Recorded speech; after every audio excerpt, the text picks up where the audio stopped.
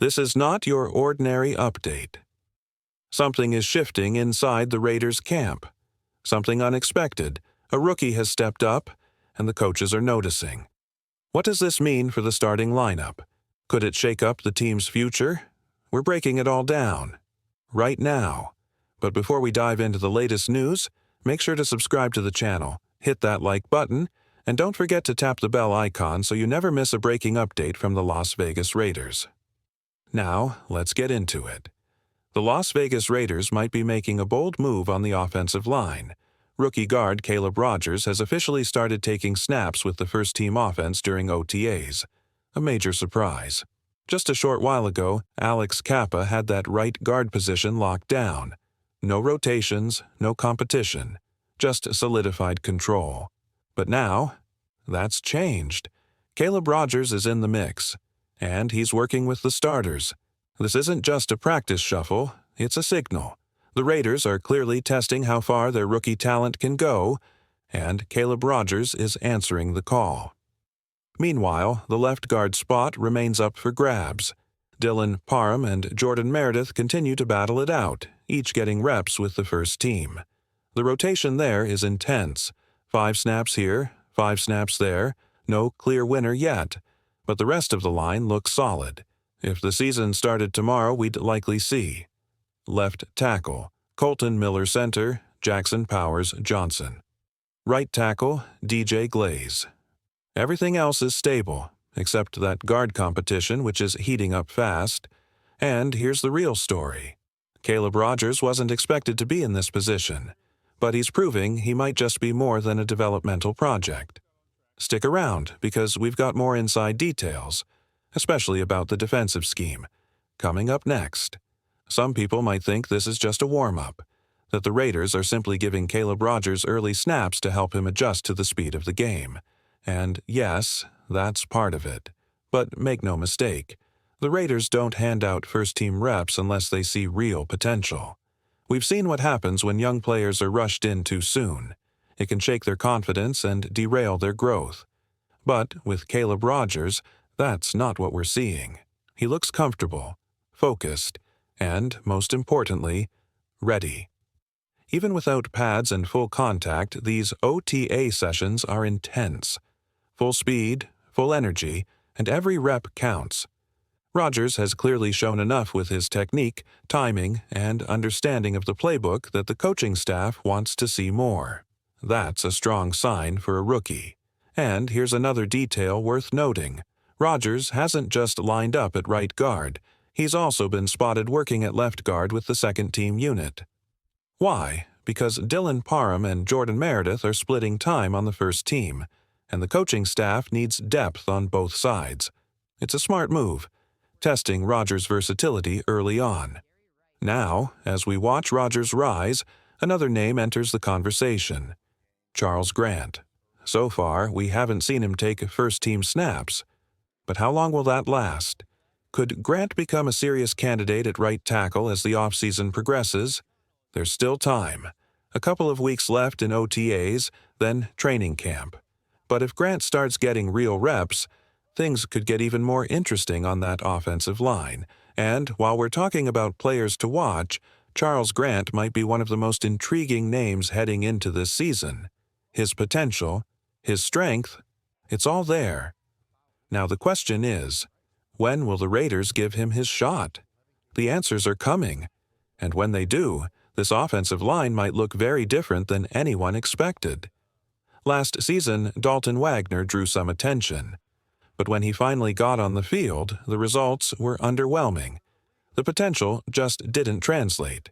Maybe that changes this year, but for now, the focus has shifted to someone new: Charles Grant. This is a name to remember.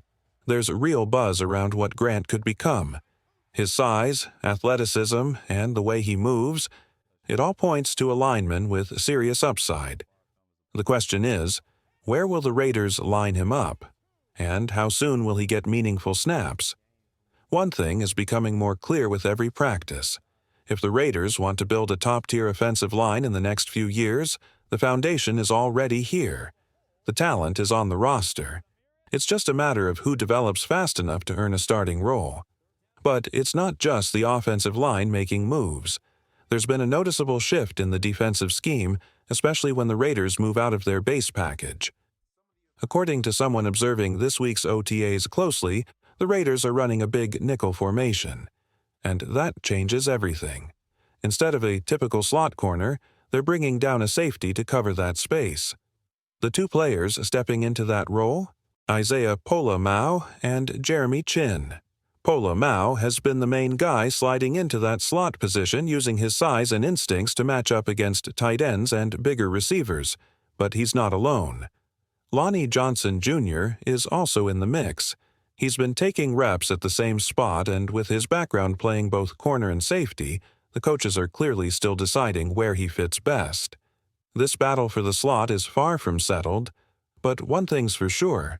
The Raiders are going bigger, stronger, and more physical in coverage, and that could make a huge difference when the season kicks off.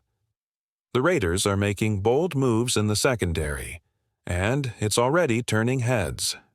Right now, Lonnie Johnson Jr. is looking like the front-runner to take over as the team's slot corner when they go into nickel formations. His size and versatility give him an edge, and he's been consistently running with the starters during those packages. But don't count out Isaiah Pola-Mao just yet. If someone else claims the starting free safety role, Pola-Mao could slide into that nickel position instead. There's still some mystery around who will lock down the back end of this defense, but one thing is clear. The Raiders are testing combinations fast. There's some speculation, even from league insiders, that Pola-Mao is in line to start at free safety. But identifying who's playing strong versus free safety hasn't been easy during OTAs. From the field, many of the alignments look similar. What we do know is who's taking the reps. And that brings us to a surprising shift. Darian Porter and Eric Stokes have been running as the starting outside corners.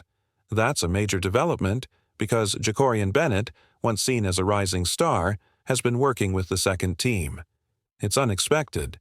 Bennett showed serious flashes last year, and many believed he was on track to become a top corner in year 3. But for now, the coaches are giving the spotlight to bigger, more physical players like Stokes and Porter. Of course, this could still change. Training camp always brings surprises. Even Tyree Wilson, expected to play a major role on the defensive line, has been rotating in and out with the second group during certain drills. It's all part of the process as the staff evaluates depth and development. Meanwhile, keep an eye on two under-the-radar names. Trey Taylor and Thomas Harper, both safeties, have been getting attention for their work at free safety. In fact, both have taken snaps with the first-team defense. That kind of rotation tells us the battle for the backfield is far from over. With so many young, hungry defenders fighting for spots, the Raiders' secondary could look very different by the time Week 1 arrives. And the competition, it's just getting started. The Raiders may be quietly building one of the most versatile secondaries in the league, and the fight for the free safety job might be the most wide-open battle on the roster. Two names keep surfacing, Trey Taylor and Thomas Harper. Trey Taylor earned serious respect in college for his play at safety. He wasn't just productive, he was explosive. His range, his instincts, and his sideline-to-sideline speed make him a textbook fit for a cover 3 free safety. He's not built to play in the box. He's a true deep field defender who thrives when the game stretches out in front of him. Harper, on the other hand, brings his own unique upside. Both he and Taylor have already rotated in with the first-team defense at times during OTAs, which says a lot. The coaching staff is clearly giving them an extended look. Now, here's where things get really interesting. Isaiah Pola-Mao, who saw more action as last season progressed, may be better suited to slide closer to the line of scrimmage.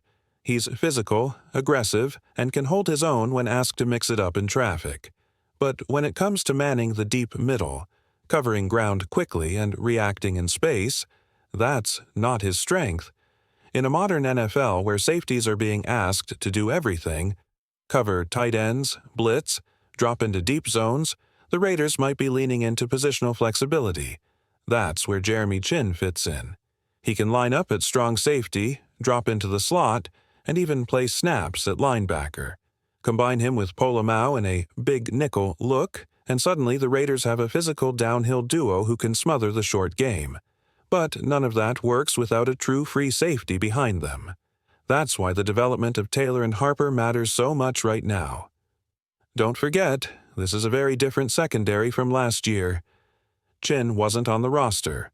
Harper didn't see the field. Taylor is brand new. And even Polamalu didn't start full-time until much later in the season. Even Lonnie Johnson, who's projected to take over slot duties, could see 800-plus snaps if this defensive system sticks. That's a major jump, and a major responsibility. The Raiders are clearly experimenting with combination. But one thing is becoming obvious. This isn't the same old secondary. It's younger, faster, more physical, and it's built to confuse quarterbacks. Training camp is going to separate the hopefuls from the real contenders. And by the time September hits, the Raiders' defensive backfield could look unrecognizable and dangerous.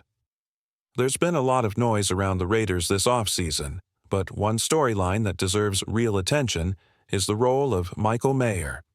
Rumors swirled about trade talks. Questions were raised about whether the Raiders were shopping their second-year tight end. But now, that talk has been drowned out by what's actually happening on the field.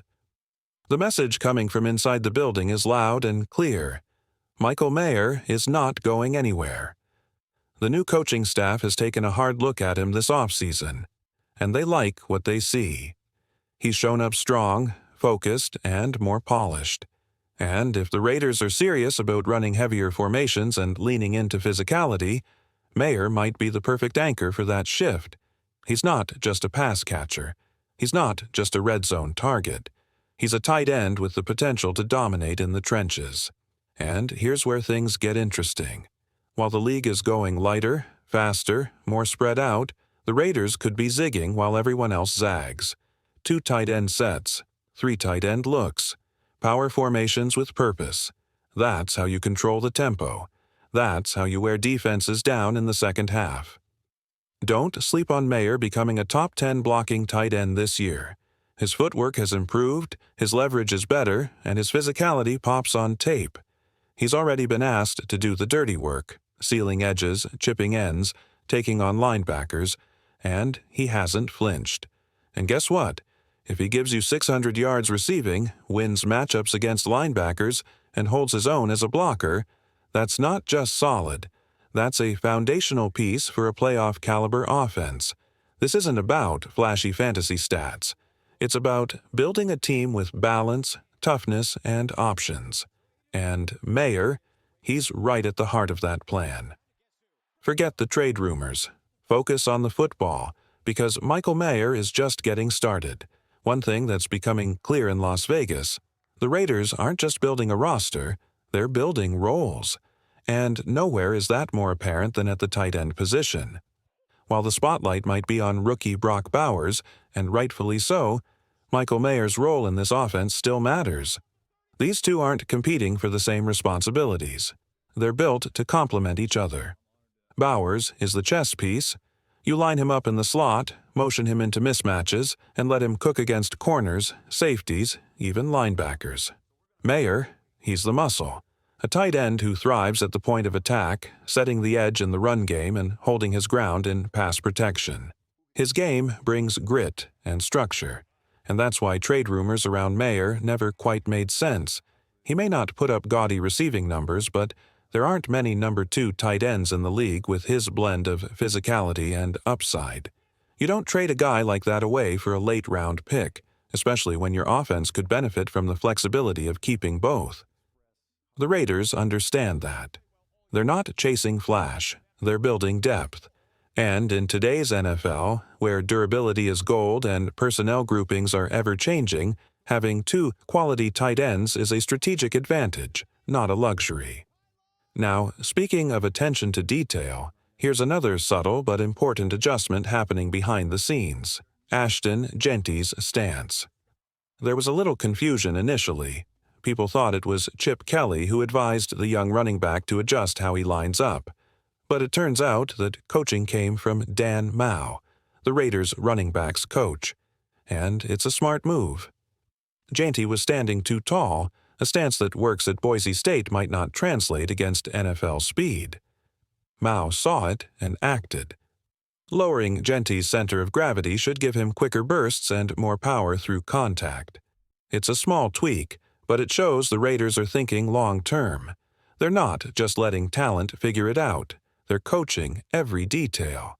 That's what makes this team exciting right now. It's not just about the big names or the highlight plays.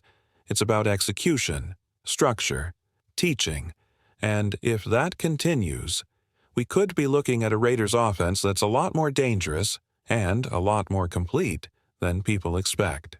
Sometimes, all it takes is a quarter second, a single hesitation, one mistimed step, and the play's over before it even begins. That's why technique matters in the NFL, and the Las Vegas Raiders are drilling down into the fine print. Take running back Ashton Janty, for example. He's making adjustments, including a stance change that could shave precious milliseconds off his first step. It's the kind of subtle shift that separates a back who gains 4 yards from one who bursts for 40. This isn't rare, either. It happens across the board, especially in the trenches. Raiders' offensive linemen have experienced this firsthand. Under former coach Tom Cable, even the slightest misstep in footwork or incorrect angle wasn't tolerated. Whether you were from a powerhouse program like Oklahoma or a smaller school like William and Mary, the standards were exact. When the Raiders run outside zone, every lineman's body has to be in perfect sync. Hips turned just right, hands firing on command, feet slicing through grass like clockwork. It's an orchestra of movement. That's why players like Janty are coached to adapt, not just to survive the NFL, but to thrive in it. These are the micro details the average fan might miss. But inside the building, this is where seasons are made. Now, zooming out, this entire Raiders roster feels like it's finally hitting stride. The foundation is stronger than it looks. There's leadership, there's energy, and more importantly, there's structure. On defense, Patrick Graham continues to build a system that quietly became the team's best-performing unit last year, even without top-tier investment. Injuries, roster turnover, lack of big-name stars, none of it mattered. Graham got results, and now the Raiders are no longer just hoping to be good, they're expecting to be. With veteran leadership on the sidelines and hungry talent in the locker room, this is no longer a rebuild. It's a team that's being sculpted into something dangerous. If they get the execution right, the Raiders won't just surprise people this season, they'll change the conversation entirely.